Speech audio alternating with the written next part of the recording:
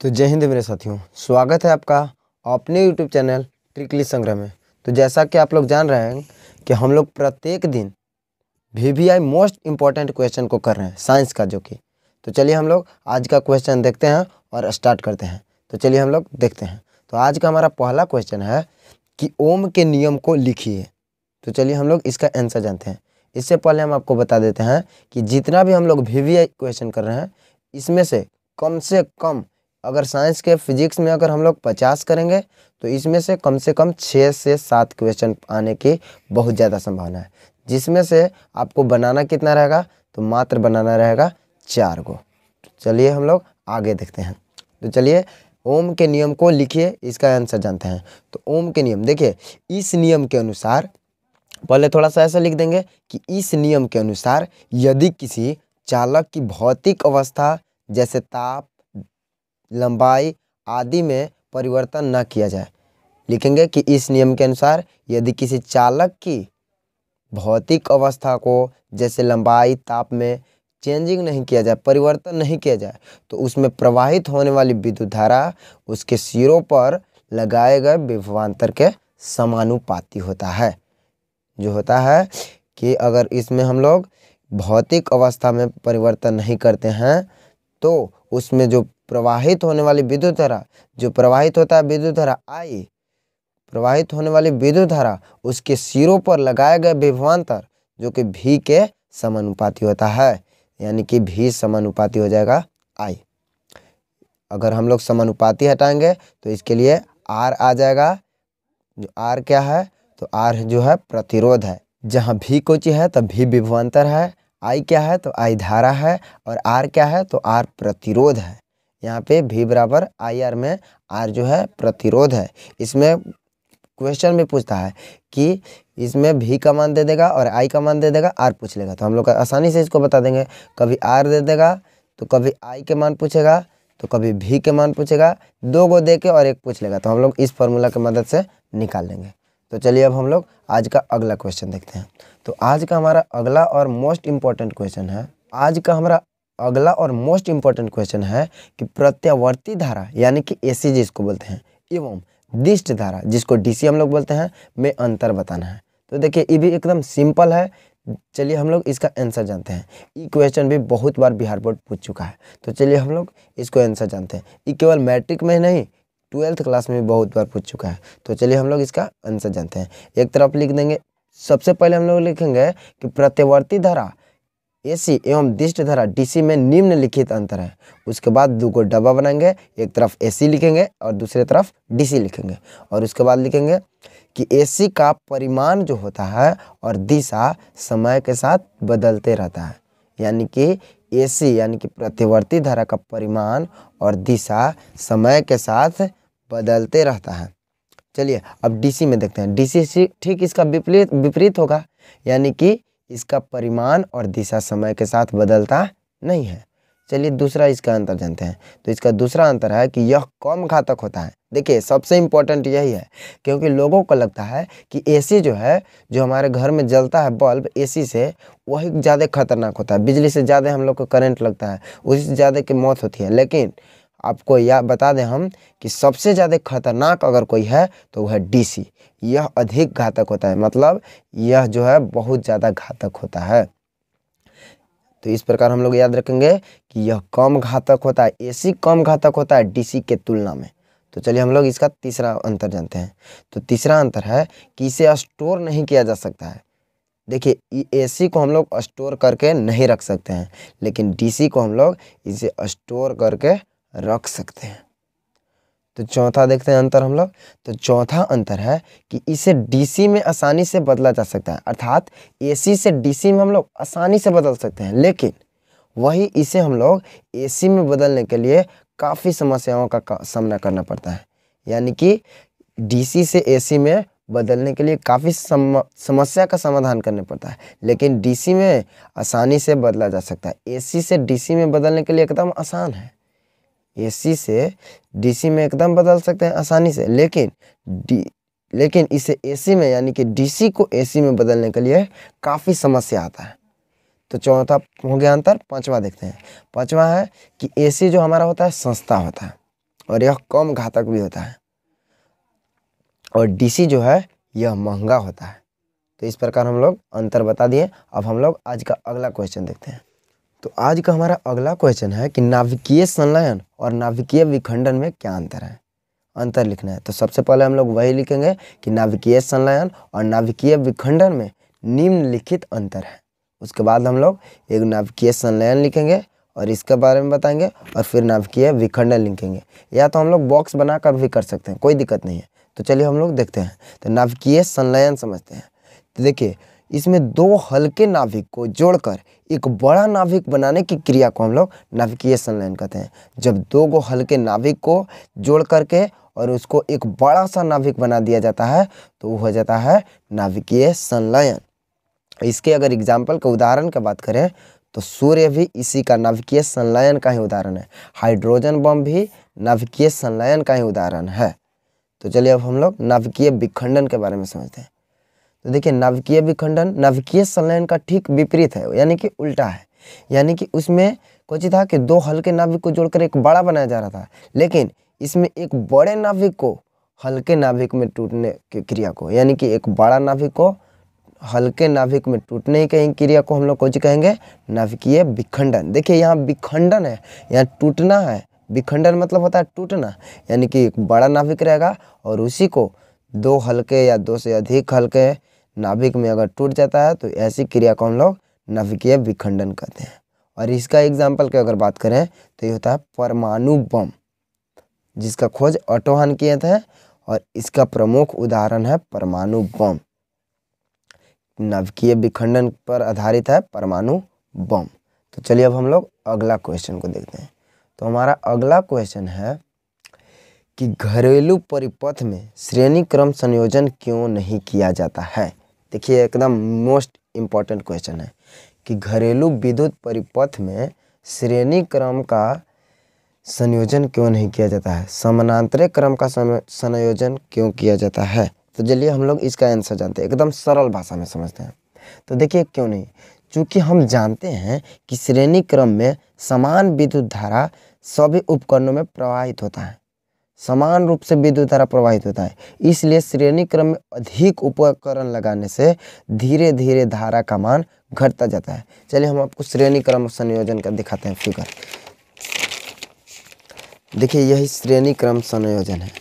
ये जो हमारा है श्रेणी क्रम संयोजन है, ये जो हमारा श्रेणी क्रम, इसमें जो है धारा जो है यहाँ से बढ़ते बढ़ते धीरे धीरे इसमें घटते जाता है। अगर यहाँ उपकरण लगा है तो उसमें कुछ धारा मिलेगा, और यहाँ उपकरण लगा है तो उसमें कुछ और कम मिलेगा, यानी कि धारा का मान जो है धीरे धीरे घटते जाता है श्रेणी क्रम में। तो देखिए, धारा का मान धीरे धीरे क्या होता है, घटते जाता है। धीरे धीरे धारा का मान क्या होता है, घटते जाता है, जिसके कारण क्या होता है, बल्ब धीमा चलने लगता है। क्योंकि एक अगला उपकरण जो रहेगा उसमें धारा अधिक मिलेगा, उसके बगल में रहेगा उसमें धारा कम मिलेगा, तो बल्ब थोड़ा धीमा चलने लगेगा। धीमा चलने लगता है, अन्य उपकरण भी कार्य करना बंद कर देता है। इसीलिए घरेलू विद्युत परिपथ में जो है श्रेणी क्रम संयोजन नहीं किया जाता है, उस समानांतर क्रम संयोजन किया जाता है। तो इस प्रकार हम लोग अगला क्वेश्चन देखते हैं। तो हमारा अगला क्वेश्चन है कि विद्युत विभव की परिभाषा दें एवं इसका एसआई मात्रक लिखिए। तो चलिए हम लोग विद्युत विभव की परिभाषा देते हैं। इसमें कहता है कि किसी इकाई या एकांक किसी भी इकाई धन आवेश को अनंत से किसी विद्युतीय क्षेत्र के किसी भी बिंदु तक ले जाने में जितना कार्य करने पड़ता है उसी को हम लोग कुछ कहते हैं, विद्युत विभव कहते हैं।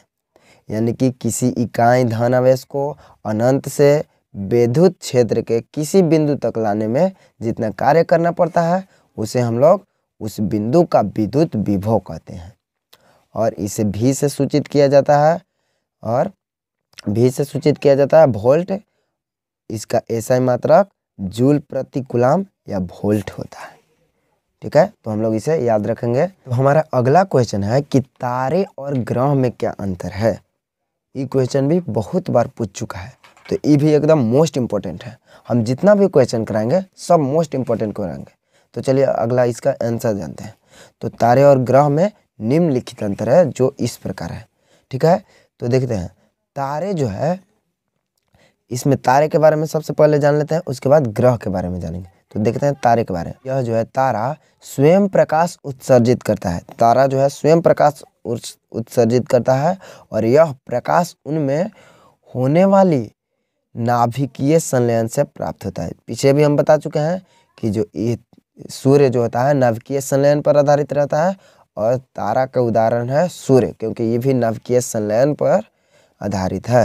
ये कहता है कि यह स्वयं प्रकाश को उत्सर्जित करता है और यह जो है प्रकाश उनमें होने वाली नाभिकीय संलयन से प्राप्त करता है। जबकि अगर ग्रह की बात करें तो यह स्वयं प्रकाश उत्सर्जित नहीं करता है, बल्कि उन पर यानी कि सूर्य के प्रकाश पर क्या होता है, आधारित रहता है। यानी कि लिख सकते हैं कि स्वयं प्रकाश उत्सर्जित नहीं करता है ग्रह, लेकिन उन पर सूर्य का प्रकाश गिरता है जिससे वह परावर्तित करता है। और ग्रह जो है सूर्य का प्रकाश उस पर ग्रह पर पड़ता है और वही फिर रिफ्लेक्शन कर देता है, परावर्तित कर देता है। तो इस प्रकार हम लोग याद रख सकते हैं कि तारे जो है स्वयं प्रकाश उत्सर्जित करता है, लेकिन ग्रह जो है स्वयं प्रकाश उत्सर्जित नहीं करता है। यह तारे पर आधारित रहता है, तारे के प्रकाश को ही परावर्तित करता है। तो इस प्रकार हम लोग इसे याद रख सकते हैं। चलिए अब हम लोग अगला क्वेश्चन देखते हैं। तो हमारा अगला क्वेश्चन है कि उत्तम ईंधन की 2 विशेषताएं को लिखिए। उत्तम ईंधन, चलिए देखिए इसका आंसर। तो सबसे पहले लिख देंगे कि उत्तम ईंधन की 2 विशेषताएं निम्नलिखित हैं, जो इस प्रकार है। चलिए हम लोग पहला जानते हैं। उत्तम ईंधन का सबसे प्रमुख विशेषता है कि उसका ऊष्मीयमान अधिक होगा, ज़्यादा अधिक ऊष्मा देगा, तो वह होगा उत्तम ईंधन। दूसरा है यह आसानी से प्राप्त होता है। उत्तम ईंधन जो आसानी से हमें मिल जाता है उत्तम ईंधन है। इसे जलाने में कम अवशेष जो हमको बचता है, लास्ट में अवशेष कम बचेगा, वही उत्तम ईंधन है। और सबसे प्रमुख अगर का बात करें उत्तम ईंधन का, तो इससे पर्यावरण प्रभावित नहीं होता है। तो वैसे ईंधन को हम लोग उत्तम ईंधन कहेंगे जिससे पर्यावरण जो है प्रभावित नहीं हो तथा यह सस्ता भी होता है। तो हमारा अगला क्वेश्चन है कि विद्युत फ्यूज क्या है, यह किस मिश्र धातु का बना होता है। तो चलिए हम लोग इसका आंसर जानते हैं। तो देखिए विद्युत फ्यूज जो है परिपथ का एक संरचनात्मक, तो विद्युत फ्यूज परिपथ का एक संरचनात्मक जो होता है सुरक्षा करने वाला एक अवयव है, जो एक नियत मात्रा से अधिक धारा बहने पर परिपथ को तोड़ देता है। ये जो काम करता है विद्युत के परिपथ को तोड़ने का काम करता है विद्युत फ्यूज। अगर नियत मात्रा से जितना मात्रा चाहिए उससे अगर अधिक विद्युत धारा प्रवाहित होता है तो ये परिपथ को क्या करता है, तोड़ देता है। इस प्रकार परिपथ में स्थिर अन्य जो मूल्यवान अवयव होता है यानी कि वस्तु होता है को अत्यधिक धारा से खराब होने से बचाता है। यानी कि विद्युत फ्यूज का प्रमुख कारण हो गया कि ये जो है मूल्यवान जो वस्तु होता है, जो अन्य वस्तु होता है, उसको जो खराब होने से क्या करता है, बचाता है। क्योंकि अगर उस पर अधिक विद्युत धारा मिलेगा तो खराब हो जाता है। तो इसलिए जो है अगर अधिक धारा ये जाने ही नहीं देता है विद्युत फ्यूज। तो ये जो है काम, इसका प्रमुख काम जो है, इसका प्रमुख कार्य जो है विद्युत परिपथ को तोड़ना है। अगर यानी कि मूल्यवान वस्तुओं को बचाना होता है।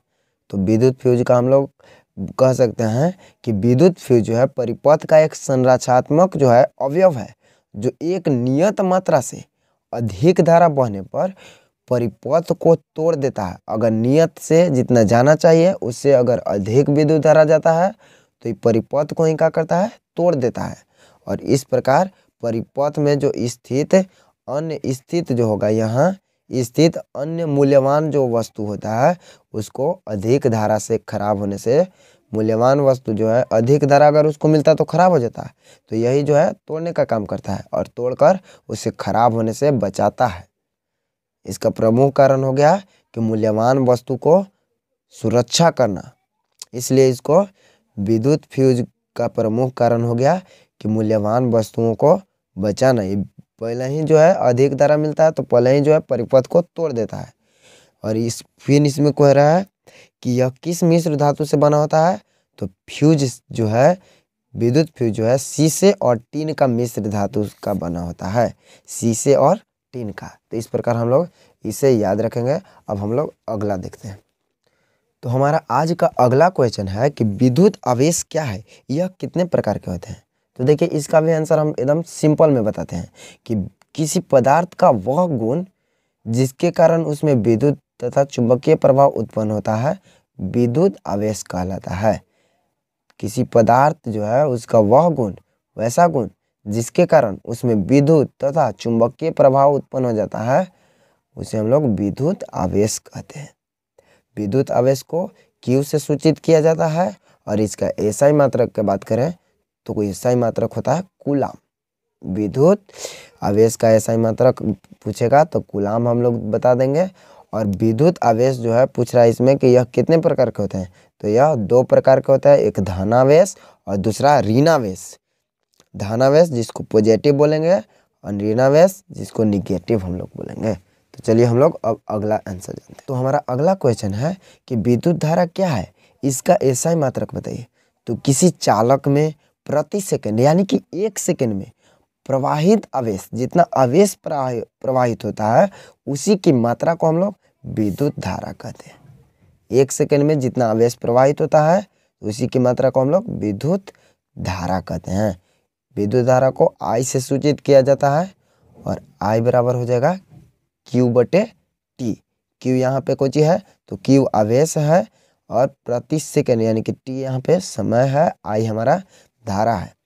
अगर विद्युत धारा के एसआई मात्रक पूछे तो इसका एसआई मात्रक एम्पियर होता है। तो चलिए अब हम लोग अगला क्वेश्चन को देखते हैं। तो हमारा अगला क्वेश्चन है कि प्रतिरोध का संयोजन क्या है, यह कितने प्रकार के होते हैं। तो प्रतिरोध का संयोजन जो है 2 प्रकार के होता है। और प्रतिरोध का पूछ रहा है कि संयोजन क्या है, तो देखिए इसको हम लोग सरल भाषा में आंसर जानते हैं। तो प्रतिरोध को परस्पर संयोजित जो किया जाता है, संयोजित करना प्रतिरोधों का संयोजन कहलाता है। प्रतिरोधों को परस्पर मतलब कि उसे जोड़ने का क्रिया को ही हम लोग प्रतिरोधों का संयोजन कहते हैं। और ये पूछ रहा है कि यह कितने प्रकार के होते हैं, तो यह 2 प्रकार के होते हैं। एक होता है श्रेणी क्रम संयोजन और दूसरा होता है समानांतर क्रम संयोजन। एक होता है श्रेणी क्रम संयोजन और दूसरा होता है समानांतर क्रम संयोजन। तो देखिए समानांतर क्रम संयोजन है, इसमें एकदम समानांतर प्रतिरोध लगाया जाता है और इसमें से एक यहाँ से विद्युत धारा प्रवाहित होता है और तीनों में डिवाइड हो जाता है। अगर यहाँ प्रतिरोध R1 है, R2 है और R3 है तो तीनों में समान धारा प्रवाहित होता है। लेकिन यही अगर श्रेणी क्रम की बात करें तो एक ही लाइन में सब व्यवस्थित रहता है और इसमें विद्युत धारा कुछ और प्रवाहित होता है, इसमें कुछ और, इसमें कुछ और।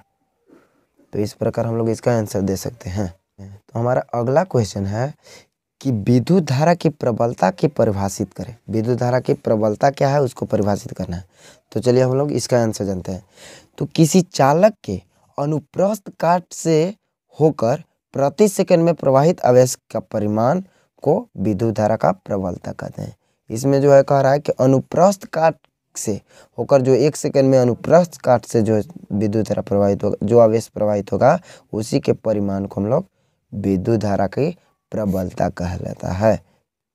इसका एसआई मात्रक की बात करें तो विद्युत धारा की भी एसआई मात्रक एम्पियर होता है और विद्युत धारा की प्रबलता का भी एसआई मात्रक एम्पियर हो जाएगा। तो चलिए अब हम लोग अगला क्वेश्चन देखते हैं।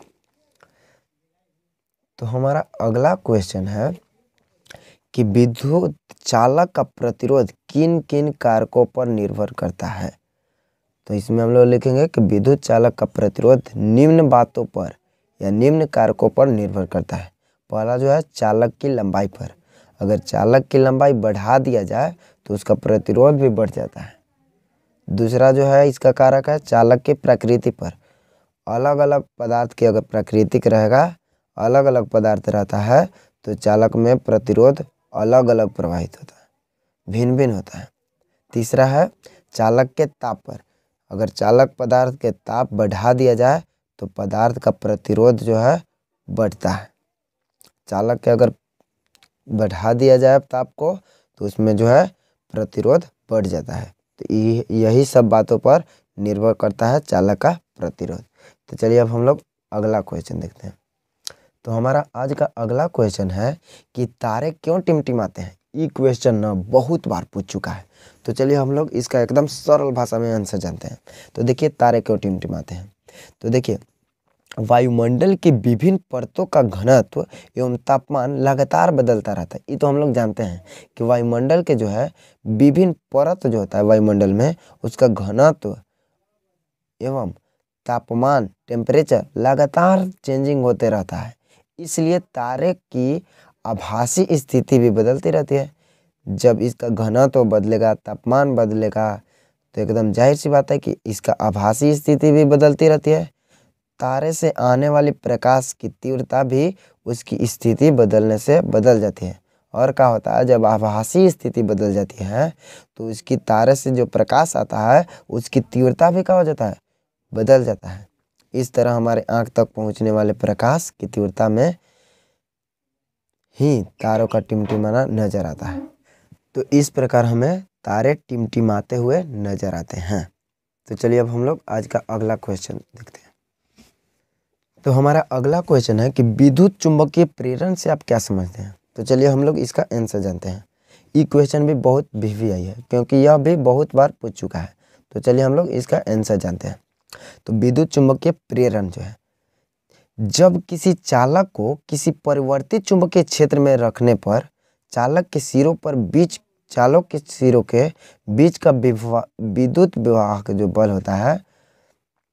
तो चलिए हम लोग इसका आंसर जानते हैं। तो देखिए जब किसी चालक को किसी परिवर्तित चुंबकीय क्षेत्र में रखने पर चालक के सिरों के बीच विद्युत वाहक बल उत्पन्न हो जाता है, इसे ही हम विद्युत चुंबकीय प्रेरण कहते हैं। यानी कि जब किसी चालक के किसी परिवर्तित चुंबकीय क्षेत्र में रख दिया जाता है तो चालक के सिरों के बीच विद्युत वाहक बल उत्पन्न हो जाता है, तो इसे ही हम विद्युत चुंबकीय प्रेरण कहते हैं। कि जब कोई चालक को किसी परिवर्तित चुंबकीय क्षेत्र में अगर रख देते हैं तो चालक के सिरों पर क्या होता है, विद्युत बल उत्पन्न हो जाता है। और विद्युत बल उत्पन्न होने को ही इसे ही हम विद्युत चुंबकीय प्रेरण कहते हैं। तो चलिए अब हम लोग आज का अगला क्वेश्चन देखते हैं। तो आज का हमारा अगला क्वेश्चन है कि एम्पियर को परिभाषित कीजिए। या ये क्वेश्चन पूछ सकता है कि 1 एम्पियर विद्युत धारा क्या है। दोनों एक ही क्वेश्चन है, अलग अलग ढंग से कई बार पूछ चुका है। तो चलिए हम लोग इसको सरल भाषा में एकदम आंसर समझते हैं। तो देखिए 1 एम्पियर क्या है। जब 1 सेकेंड में 1 कूलाम आवेश प्रवाहित हो जाता है तो उसे ही हम लोग कौन सी कहेंगे, 1 एम्पियर। 1 सेकेंड में अगर 1 एम्पियर विद्युत धारा प्रवाहित हो गया तो इसे ही हम लोग एम्पियर कहते हैं, यानी कि 1 एम्पियर कहते हैं। तो 1 एम्पियर की परिभाषा हो जाएगा कि 1 कूलाम आवेश प्रवाहित होता है कितना में, 1 सेकेंड में। 1 एम्पियर बराबर 1 कूलाम बटे 1 सेकेंड। तो चलिए हम लोग आज का अगला क्वेश्चन देखते हैं। तो आज का हमारा अगला क्वेश्चन है कि पानी में रखा हुआ सिक्का या अन्य वस्तुएं उठा हुआ प्रतीत होता है क्यों। तो चलिए हम लोग इसका आंसर जानते हैं। देखिए पानी में रखा हुआ सिक्का उठा हुआ प्रतीत होता है, इसका प्रमुख कारण है प्रकाश का अपवर्तन। सबसे प्रमुख कारण है क्या है, प्रकाश का अपवर्तन। कैसे है तो चलिए जानते हैं। चूंकि हम जानते हैं कि जब प्रकाश की किरण सघन माध्यम से विरल माध्यम में प्रवेश करता है, 2 माध्यम यानी कि सघन से विरल में प्रवेश करता है, तो प्रकाश की किरण अभिलंब से दूर भागता है। इसका हम एक ट्रिक भी बताएं कि जब प्रकाश की किरण सघन से विरल में जाता है, विरल में जाएगा तो बिलगा होगा, यानी कि अभिलंब से दूर भागता है। यही कारण है कि बाहर से देखने पर पानी में रखा सिक्का उठा हुआ प्रतीत होता है। तो सबसे प्रमुख कारण है प्रकाश का अपवर्तन, जो कि प्रकाश के अपवर्तन के कारण ही पानी में रखा हुआ सिक्का या अन्य वस्तु, कुछ भी वस्तु को डालने पर क्या होता है कि थोड़ा सा ऊपर उठा हुआ प्रतीत होता है। तो चलिए अब हम लोग आज का अगला क्वेश्चन देखते हैं। तो आज का हमारा अगला क्वेश्चन है कि अवतल दर्पण का उपयोग हजामती दर्पण में क्यों किया जाता है। जो अवतल दर्पण होता है उसको हजामती में या दाढ़ी बनाने के रूप में किया जाता है। तो पूछ रहा है कि क्यों किया जाता है। तो चलिए हम लोग इसका आंसर जानते हैं। तो अवतल दर्पण का उपयोग हजामती दर्पण में इसलिए किया जाता है क्योंकि अवतल दर्पण के सामने, अगर अवतल दर्पण के सामने कोई वस्तु ले जाने पर उसका प्रतिबिंब सीधा, आभासी तथा वस्तु से बड़ा बनता है। सबसे यही प्रमुख कारण है कि सीधा बनता है अवतल दर्पण के सामने अगर कोई वस्तु ले जाते हैं, और बड़ा प्रतिबिंब बनाता है जिससे दाढ़ी बनाने में सुविधा होती है। इसलिए अवतल दर्पण का प्रयोग हजामती दर्पण के रूप में किया जाता है। तो चलिए हम लोग आज का अगला क्वेश्चन देखते हैं। तो आज का हमारा अगला क्वेश्चन है कि उत्तल दर्पण का उपयोग साइड मिरर के रूप में क्यों किया जाता है। उत्तल दर्पण का प्रयोग साइड मिरर के रूप में, गाड़ी वाहन में देखे होंगे कि साइड मिरर के रूप में किया जाता है। तो क्यों किया जाता है, तो देखिए उत्तल दर्पण का उपयोग साइड मिरर में इसलिए किया जाता है क्योंकि उत्तल दर्पण में किसी वस्तु का प्रतिबिंब हमेशा सीधा तथा विस्तृत क्षेत्र को छोटा प्रतिबिंब बनाता है। बहुत से एरिया को लाकर एकदम छोटा में इतना में दिखा देता है। ठीक है, क्षेत्र को छोटा प्रतिबिंब बनाता है, अर्थात इससे दूर के वस्तुओं को भी आसानी से देखा जा सकता है। इसलिए ही उत्तल दर्पण का उपयोग साइड मिरर में किया जाता है, क्योंकि इसका प्रतिबिंब जो है क्योंकि उत्तल दर्पण का प्रतिबिंब हमेशा सीधा तथा विस्तृत क्षेत्र को छोटा करके दिखाता है।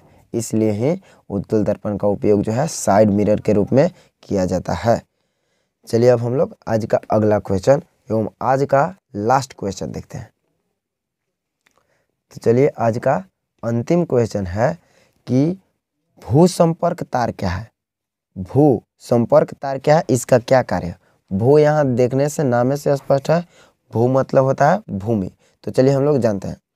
देखिए भवनों आदि को तड़ित के झटके से, तड़ित जो समझते हैं आप लोग, तड़ित यानी कि भवनों आदि को तड़ित के झटके से बचाने के लिए एक तार को भवन की चोटी से लाकर, भवन के ऊंचे यानी कि चोटी से ला करके नीचे जमीन में भूकरा यानी कि भूमि में स्थापित गाड़ दिया जाता है। क्योंकि यह भूमि के संपर्क में रहता है, इसलिए इसे भू संपर्क तार कहा जाता है। इसका प्रमुख अगर कार्य की बात करें तो इसका प्रमुख कार्य है झटका से बचाना। झटका से हमें बचाता है, यानी कि हम लोग इसको बता सकते हैं कि भवनों या आदि को तड़ित से बचाने के लिए एक तार को भवन की चोटी से लाकर जमीन में स्थापित कर दिया जाता है। क्योंकि यह भूमि के संपर्क में होता है, इसलिए इसे भू संपर्क तार कहा जाता है। इसका प्रमुख कार्य की बात करें तो इसका प्रमुख कार्य होता है झटका से बचाना। तो ठीक है, आज का क्वेश्चन खत्म हुआ। तो मिलते हैं अगले क्लास में। अगर आपको वीडियो पसंद आया तो वीडियो को शेयर कीजिए, लाइक कीजिए और सब्सक्राइब कीजिए। तो मिलते हैं अगले क्लास में, तब तक के लिए जय हिंद।